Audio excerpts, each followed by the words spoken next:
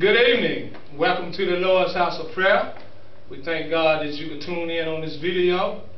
I remember the last video that I made. I promised you that Brother Clyde would be here to bring some insight from Chapel Hill with us this evening. I'm happy to say he's here, but Clyde don't feel too good this evening. After all, he's been going through a lot of stuff for the past 3 years, but we're glad he's here with us today. How's it going, Brother Clyde? Everything's going pretty good, Mr. Bigelow. All right, that's good. So we're going to start off, we give honor to our Lord and Savior Jesus Christ. Always should give honor to our Creator, our Lord and Savior Jesus Christ this evening, who is first in our lives, because if it wasn't for the Lord, we wouldn't be here. Well, the way we'll start this thing off is, the best way to start it off is start from the beginning. And the subject this evening we're going to talk about, one of the things we're going to emphasize on is the town manager, Roger Stamps, fired Clyde and I in 2010. And we found out later on that Roger Stamps had been fired himself from Fayetteville for annexation. Now on YouTube, you go to YouTube and sanitation2 gmail.com, and you'll be able to see for yourself Roger Stamps being fired from annexation of 40,000 residents. So we're going to start from the beginning. It's all started, like I said, I worked for the town of Chapel Hill, the town of Burleson, for 18 years. I was an operator.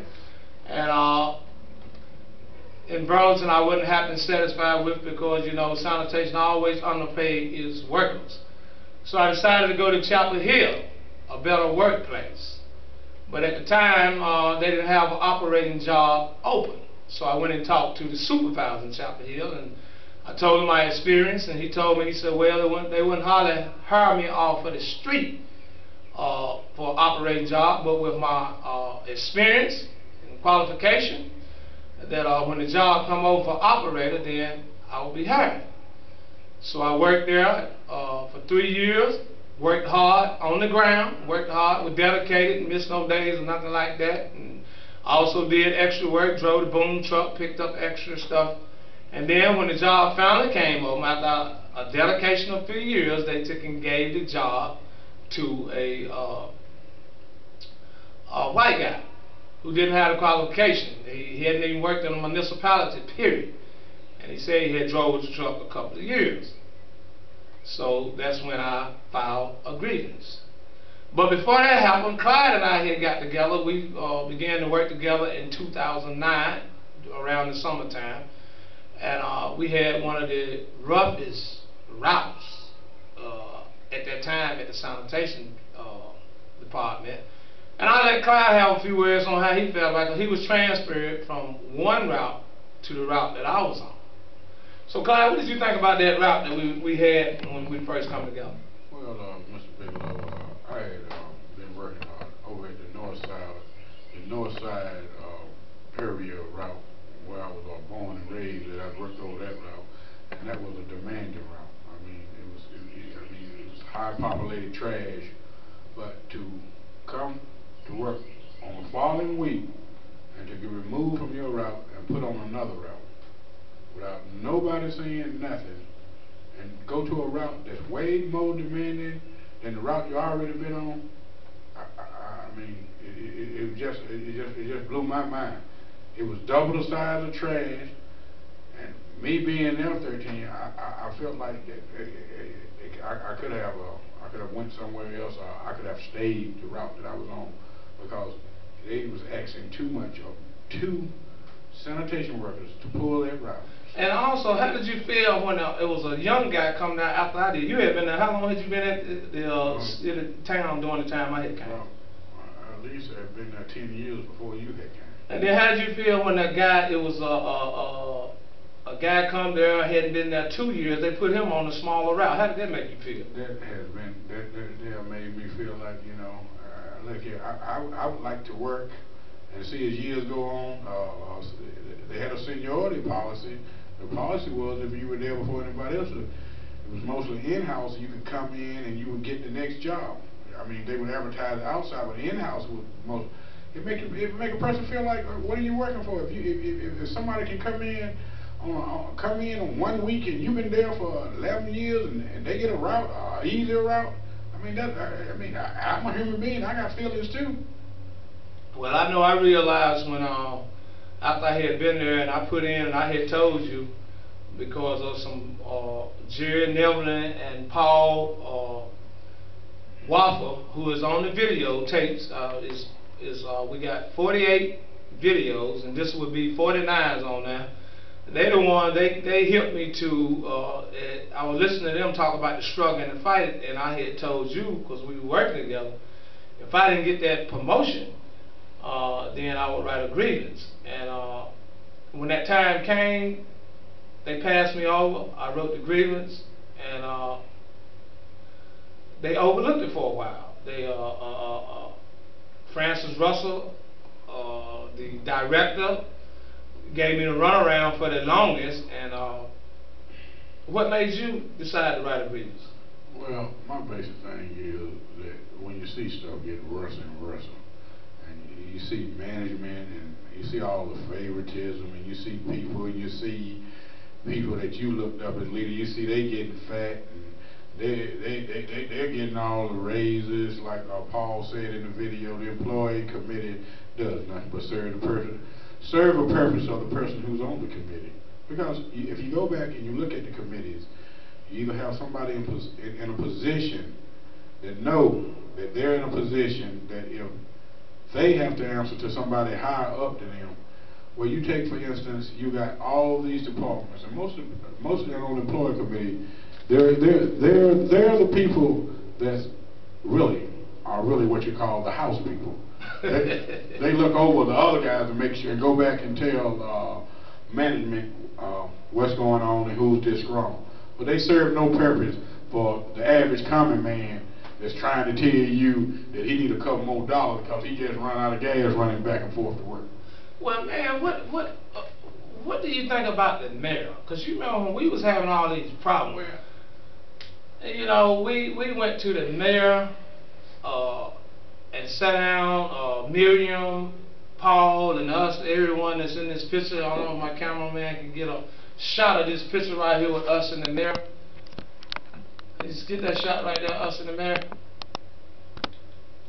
But the mayor, you know, the guy, he knew when we first went to, first of all, we had joined UE in April, and we went to the mayor and sat down and told him all of our issues about the supervisors not being fair, about our safety. And the mayor, he was lip service, claimed he was going to do something. What do you think about him? Well, one thing I can say about the mayor is the mayor, and the mayor, the one thing about the mayor ought to be ashamed of himself. And to come up, I agree with that, in First Baptist and talk about Martin Luther King Day and all that, and he's for all the people. The mayor has not took a lead on this right here. The mayor has been a figurehead. Anytime you sit and meet with a mayor, the last thing I heard, the mayor was the person that leads the town, that jumps in before all and the stuff. He's a attorney. What type of attorney? He's a death penalty advocate, and I just don't understand the mayor being the mayor. The mayor ought to be ashamed of himself. The mayor should never be able to come to First Baptist or anywhere around white poor people, poor Latinos and poor black, and say he's an advocate for them. It's a joke. Clyde, you remember that day we went to town hall and we went to talk to Roger Stansel. What do you think about Roger Stansel? We went in there, and what did Roger Stansel do when we talked to him? The thing about Roger Stansel and his way of document, Reverend Bigelow has that. We went to talk to Roger Stansel, and Roger Stansel, the town manager, to look in his eyes were, how the audacity these two low-wage workers come up in my office and even ask me anything about anything. Now, have we gone before that? Have we gone all the way out the way where the town where two citizens and can't walk up and talk to the town manager no more? Well, did it surprise you when you found out that he was fired from Fayetteville? Did that surprise you in?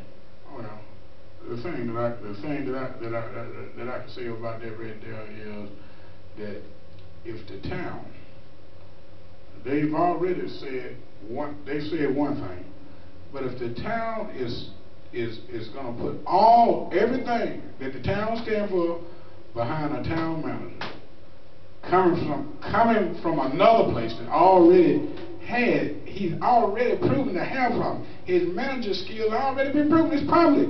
Go to YouTube and look at the video. And you sit around and you hire a town manager that's already got problems. Well, you know what? You know, you once said about the house, who are the town councilmen for, the house or the house not. Well, you know, I've done a little research on the give me something to wipe the sweat on this. Find him something to wipe this sweat on.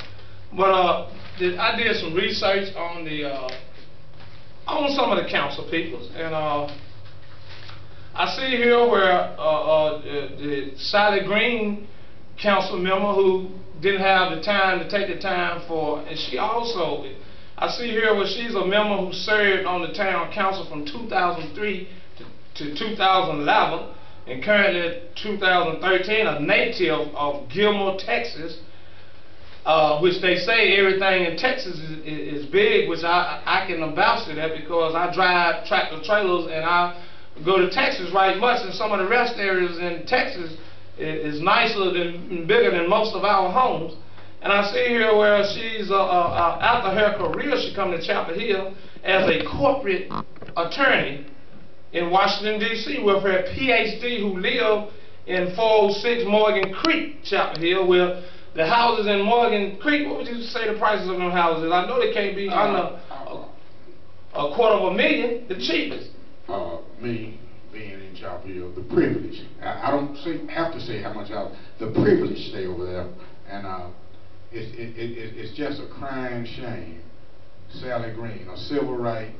I mean, I said I went to school, a civil right attorney, and all, and she couldn't take the time to come and see the appeal of two low-wage workers. Low-wage workers. And the thing about that right there, Morgan Creek, it's always been privileged, and we know it's privileged. And well, what about, I see another one, Matt, I don't know what kind of last name this is, I didn't even dare to attempt to try to pronounce it, councilman who gave little about himself. I saw where he had a neighbor house in Burnett Street was $1,195,000. And there you go again. Well, who are they representing? You've just heard two people on the council from the most privileged neighborhoods in Chapel Hill. Oh, wait a minute. It's another here. Mr. Gene P. here. He live in Mr. Gene P. lived in 208 Glendale Drive, Chapel Hill. I know them $1 million homes. He was so arrogant about and boasting about his CEO, how long he been. I just don't see what people, they're like me, they look like the ones that's working for that 1%. Mr. Gene Pease, when he made those statements, one thing that he told the whole Chapel Hill, he's just one of the good old boys. He's definitely a good old boy. To come out and make those kind of statements, that lets you know anybody that's not have been a CEO or head or something, he's irrelevant to Mr. Gene Pease. Maybe this re-election, the folks in Chapel Hill can tell Mr. Gene Pease, those people are the ones that voted you out of office. Well, I tell you, man, I was really disappointed to come to Chapel Hill, a place that I was born in, Chapel Hill, and to throw it that I was going to see, because what I wanted to do was, all I wanted was the job.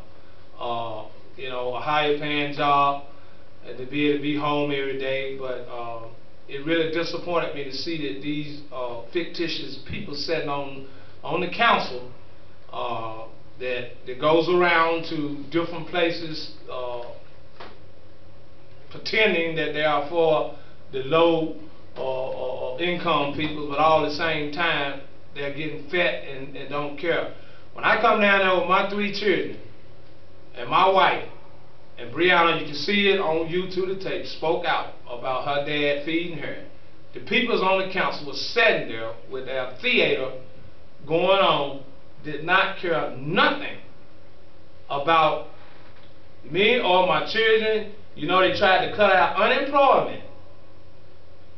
Went out and hired the CAI capital to I guess to get rid of us professionally, and it's just a crying shame. Reverend Bigelow, what has become of the town council? The town council that we have now, they are some of the most racist. And you got black folks on the town council that can't even stand black folks. You know it's time for a change. Well, Donna Bell, I know she's just a token on there from what she said, and after all, she the only one living in the north side. Yeah, she lives in the north side area, and I guarantee the next. You don't think she can afford to live in the other areas? She lives in the north side area. Okay, Donna Bell. Okay, she's in the north side area. She comes down. I guarantee she hasn't lived over there. She has snuck in the north side area. This has been well calculated. You can't come to the council and say, well, we don't have the interests of north side neighborhood. Yes, we do. We have Donna Bell over there. She says that lets you know we engage with everybody. We don't care where you come from. When you have a person in a position to able to make change and go and still stays on the same bandwagon with everybody else, you're not really representing north side. You're representing what somebody else wants you to represent. You take and you look at this council right here. This council is one of the most arrogant, racist. I know that's right. Racist council. Richest. And they're the greediest council I know. Every councilman that I've seen on this board right here loves big development. Well, their motto is build, build, build, and black people. And Clyde, when you was growing up in Chapel Hill, was it, I mean, when things was going good, did you know anybody on the council? Was the mayor, I mean, was the mayor and the town manager, I mean? When I was coming up in Chapel Hill, this is thing that's been so disappointing. When I was coming up in Chapel Hill, a lot of stuff that's happening now, that I was coming up through my teen years and stuff, man. Chapel Hill had more unity. Are you going to tell me that Chapel Hill was more unity because it was more black populated? No, it's not. I don't think that way. I think Chapel Hill was more unity because people said this man's life means something, this man's life means something.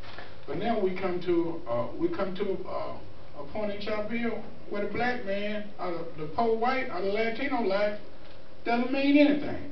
You take and let a town do what they did to me and Reverend Bigelow, and you don't have no citizens, hardly no citizen in the town of Chapel Hill don't say nothing, calling out and saying, hey, this is not right. But I've come to a conclusion that a lot of our so-called leaders, they've got set. Before you get to that part, which is your favorite video? Which is the favorite video that you like? Well, my favorite video is the one where Laura Ashton asked the mayor at the end, you're not good for Chapel Hill. Because, Mayor, you committed one of the biggest sins. You have 2 low-wage garbage workers that came and talked to you before all this stuff and came and talked to you. We went and talked to him. I think our first meeting was in May with him, and then we had a meeting with him in April, and we was fired the same year, October the 29th, but we had talked to him and said everything, and he was so low-liked it. But the mayor, he ignored everything and was the mayor had foreign knowledge. We met with the mayor. The audacity for the mayor to even is anybody in Chapel Hill can question the mayor? I mean, the mayor is the mayor. We vote the mayor in to be a leadership role. Let me tell you my favorite video, and you might be able to expound on it. My favorite video, one of the favorite videos, all of them, I thank the Lord for each and every person that spoke, because there was a whole lot of cowards sitting back that wouldn't speak. And I don't know, Chapel Hill just got a few Christian folks that I seen. But my favorite one was Lillian. One of the favorite one was Lillian Powell, when she started expressing, and she just broke it down about the history of black peoples in Chapel Hill. Went from, I think she said, look at the video on YouTube where black people went from 54% to I think 9%. And I like the way she talked about that Ready Rock, of how their plan is working. But go ahead. Did you know anything about that Ready Rock? The 1994 Ready Rock raid up on Graham Street. It was the only thing that was really about is what Ms. Powell talked about. It was to have something to go before the people of town of Chapel Hill and say, because the wording on there, only people up there were drug users and drug buyers. To make a statement like that and have no official so-called leaders say anything about that. And I knew a couple of guys that got arrested up there. Out of all those people you arrested, you only got. So what that tells me, the town is willing to go to the extreme and pay out $200,000 as long as the rich folks get their land. So how much longer do you think black folks or anybody that's not money? Because you know, once upon a time it was about color, but now it's about numbers. Because people have caught on to what's going on. Is now you got your 1% and you got your 99, and that 99, the ones that work for the 99% is the public workers, and that council is definitely 1%ers because they did us like we was nothing. And it's a lot of people that's afraid to come out, but I'm here to tell you, you better come out, because it's like this. I go all over the country now, and I've seen something. I'm not a politician, I'm a preacher, I'm a hard worker, but I've seen what's going on. It's a lot of things going on in this country. One thing is you're building a bunch of brand new homes from 200,000 up, and they putting the schools inside of the districts of them brand new homes. And if the Christian folks, Israel, don't wake up, then we, as 99%, is going to be pure D slave. The rich folks is either you rich or poor. It's just like Michelle Law said in one of my favorite videos, we got two societies that's going on here. And we got people that's playing these games that have been playing for years, and this plan has been in since for a long time. Now, I was disappointed, and a lot of folks in Chapel Hill, was a few people come out, bless Reverend Campbell, and the other guy that prayed with us for us, that got the Trailway bus. Reverend Gene Hatley. Reverend Gene Hatley. There's a few leaders in Chapel Hill. I'd like to mention Mr. Fred Battle, because Mr. Fred Battle, he helped see to it that we got our unemployment. But I wonder where the Christian people is admitted. Christian people in Chapel Hill. Chapel Hill got many churches in Chapel Hill. Well, the thing about it, I've been in Chapel Hill all my life. It's disappointing. You didn't see nobody from the pulpit down there speaking on sanitation too bad on a moral issue. I would think that anybody that's in a kind of leadership role and to see what happened with the sanitation 2 case, somebody would come down. If it wasn't nothing but the assistant pastor or somebody. Do they have any pastors in Chapel Hill? Well, I've learned, is like they said, it's not about just me and you and I, but it's about all of us in the States. I've been listening to different ones speak. The 1% is trying to take over. The 99% better wake up. It is. It's about all of us. And this was the opportunity for certain leaders to come on board and jump on this with both hands and feet, because it's about the jobs. We stood up and spoke out. And they're going to make an example of us to show the other people what happened to us. But what the question is, what's going to happen to our children if we keep sitting back, letting these Sally Greens, Gene P's, Max, and the tokens trust in what they're saying and do not stand up for what's right. As King once said, it's hard to ride a man back when he stand up. And I thank God for you, Clyde, because you one of the ones, and I know even myself, we had our problems as growing up through life, But I thank God for you of being God and putting in you of being a fighter. And people standing back being surprised, but God is the word of God said, God take the foolish things of the world to confound the wise. Now I know I've been foolish, and still at times I can be foolish. It don't take a scientist to figure out what's going on. But I'd like to read something here about Martin and Malcolm.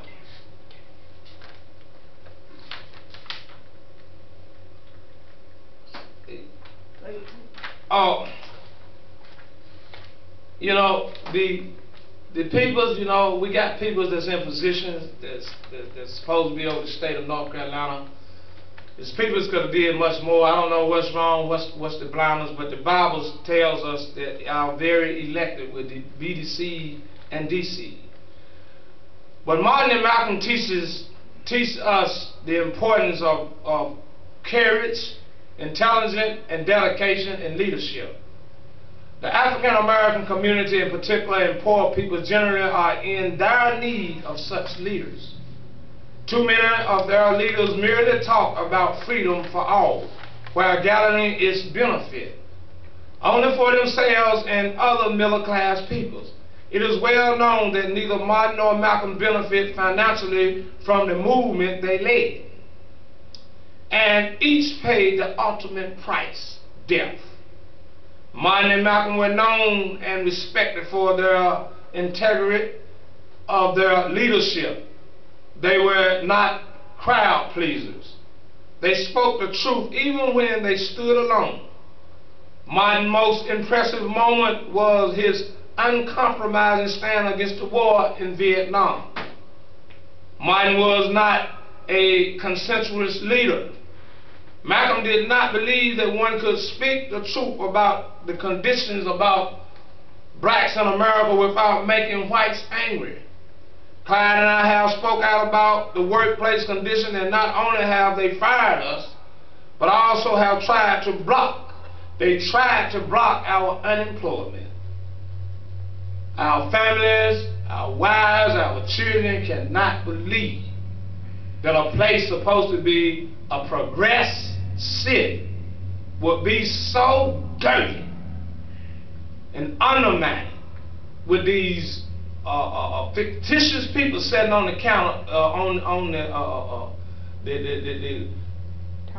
the council peoples, and you got two peoples on there that's supposed to be civil rights lawyers or professionals. Yeah. They're supposed to be all about helping peoples, and they is helping fatness themselves. The Montgomery bus boycotted under Martin leadership marked the beginning of the active participation of the black churches in the modern free movement. The founding of the SCLC in 1957 made it nearly impossible for black preachers anywhere in the country to remain neutral. During the Birmingham movement, for example, Martin criticized preachers riding around in big cars, living in fine homes, but was not willing to take part in the fight. If you can't stand up with your peoples, you are not fit to be a preacher. Now, I've been in different seminars and Shaw University, and everywhere I go I see plenty preachers, women and men. People talk about the Lord called them to preach, but when it's time to go out and fight, where are these? But the word tells us though. The harvest has plenty, but the labor are few. Where are all these peoples, Christian peoples, that I didn't see to come out? Because this is not just about us. This is about all of the states. I've been in different states. I've been hearing people talk and complain. It's the same old thing. It's trickery. People's pockets is being greased, and people have been selling out. Reverend Bigelow, I'd like to speak on that. Is once you get older and you get to see, you look at all your leaders, so-called black leaders. You look at them. It's just disappointing. You look at the structure. What happened to the guys like Bill Thorpe, Hank Anderson, James Britton, them, R.D. Smith, them, Rebecca Clark, A.D. Clark, people that stood for something. These leaders now that you got now, it's a big joke, because some of your top black leaders you have in Chapel Hill is part of the people that's conspiring to keep you down. Because what I've seen, out of my 50 years, what I've seen, and I know a lot of people, I know people in higher positions, and what I've called them, the good old houseboys. That means they sitting in camp. Well, I tell you, you know, you can tell that people don't care nothing about the little man. I mean, when he does things, he commit a crime, he's a thief. You know, but you got people, but when the thief on the high side do things, like Roger Stansel, for instance, you know, they have that he retired. He was forced out, he retired because of annexation of 40,000 residents, slapped on the wrist, and they overlooked that. Why? Because they overlooked it because Roger, like I said, he was one of the good old boys, and regardless if the man, if the man had done, the council didn't care what Roger Stansel had done. Roger Stansel's philosophy was the same as their philosophy. It was, we are more of a town of big development, and we're going to turn Chapel Hill lily white regardless, and we think he fits the capacity to get that done. Well, I noticed you used to tell me before this thing had got, you used to talk about Sally Green, and I had a few people that say that Mark gave them credit, you know, said that they were these attorneys that was for. What do you think about Sally Green? Well, what did you think about Sally Green talking about? Sally Green should have never came back to the board. If Sally Green, how does she have the audacity to go anywhere and talk about the underprivileged, the low-wage worker? This council and Sally Green. What you think? I don't mean, because what you think about Gene P saying these peoples? It's on the video. Gene P. If Gene P. when he said those people, really what Gene P. was saying, those niggers. That's really what he was saying. Everybody's grown. That's really what he was saying.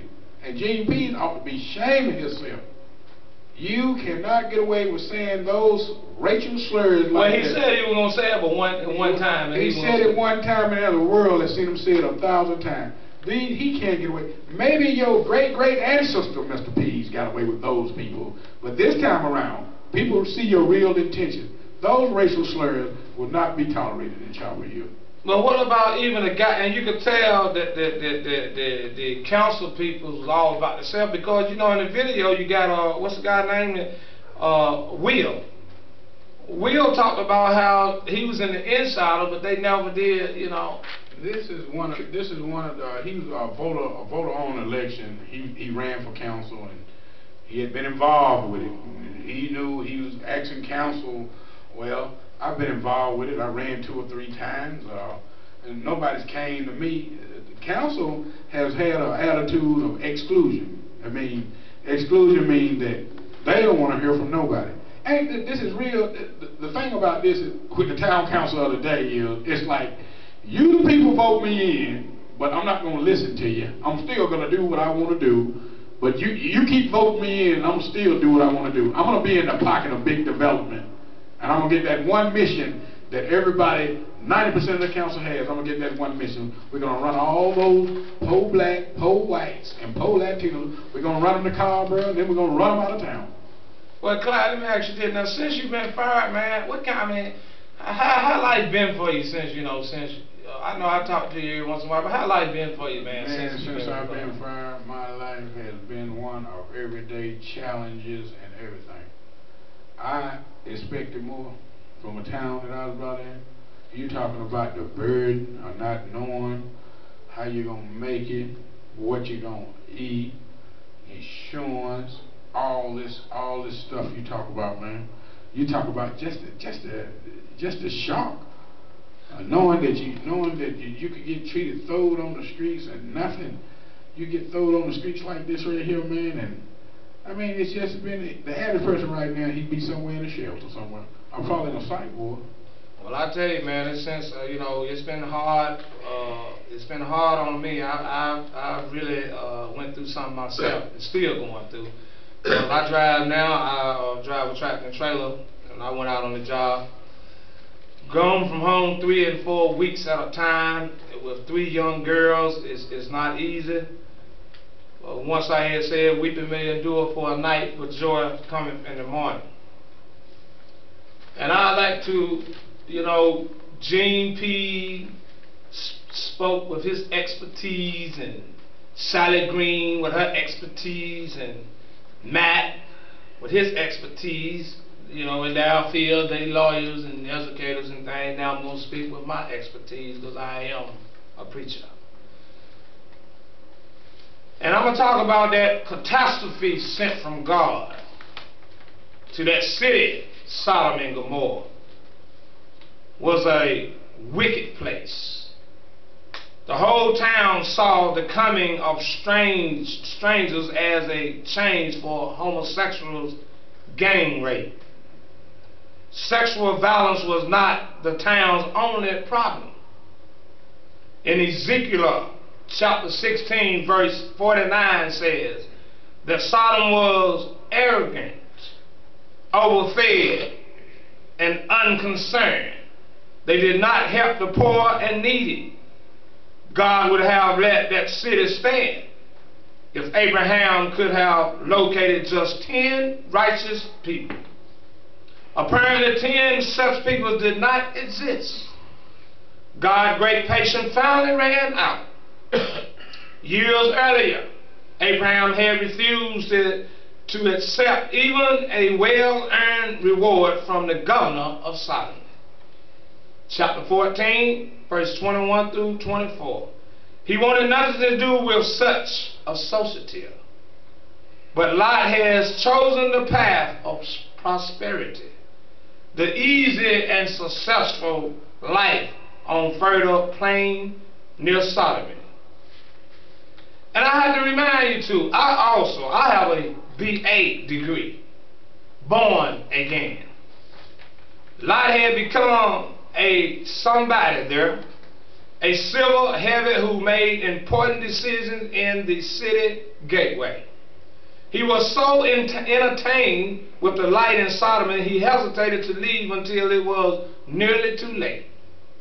When Sodom went up in smoke, his hard-earned importance disappeared too. The shock was too great for him. Unable to start over, he ended up in a cave, too drunk to know that his 2 daughters was having sex with him. He is a perfect example of a man who excessively tangled in a corrupt system cannot bear to leave it behind. Jesus did not let his followers think of Sodom as simple as those terrible peoples. He warned them that God would be even harder on those who saw Jesus' miracles but ignored them. Matthew chapter 11 verse 24. God's patience has a limit. We are sitting here this evening sorrowful because what we experience unjustly, and me myself as a preacher and going across this country is seeing other states, a lot of them is doing the same thing. The 1% is using the backs of the 99% to get fat and live wealthy. Clyde, it's been a good talking. You got anything you want to say? Well, the thing that I would want to say is, as a town of Chapel Hill, born and raised in the town of Chapel Hill, where did this hateful and trifling and I don't care about each other spirit come from? Because I missed it somewhere down the line, being in Chapel Hill all my life. I remember a town being caring and cared about the other people. the town is going to, if this is what with the people in town, because really this is about the people in town. Make no mistake, it's about the town council and the town manager, but it's about the people that vote and put these kind of people in office. If this is what the town wants to become and wants to be turned in, can the town put up a sign and say, put up a sign on Interstate, out there on Weaverderry Road and around and say, well, we're not trying to be funny. We prefer that all poor blacks and Latinos and poor whites get out of Chapel Hill so we don't have to go through all this. Because I think they would, if you come out and stop hiding behind those shields and say we don't want those kind of people in Chapel Hill, maybe they would abide and just move on out. We don't have to go through this. Keep going through this. Just let the people know that you want them out.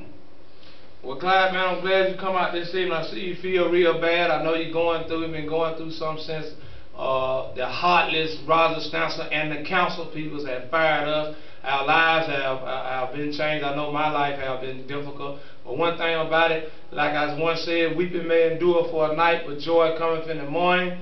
And the Lord will see us through this. And for the ones that sleep, Israel, wake up, because it's not about just us. It's about the children. It's not about color. It's about, as people have learned, the 1%. Until the next time, be blessed. And we'll return again until justice is served. Thank you.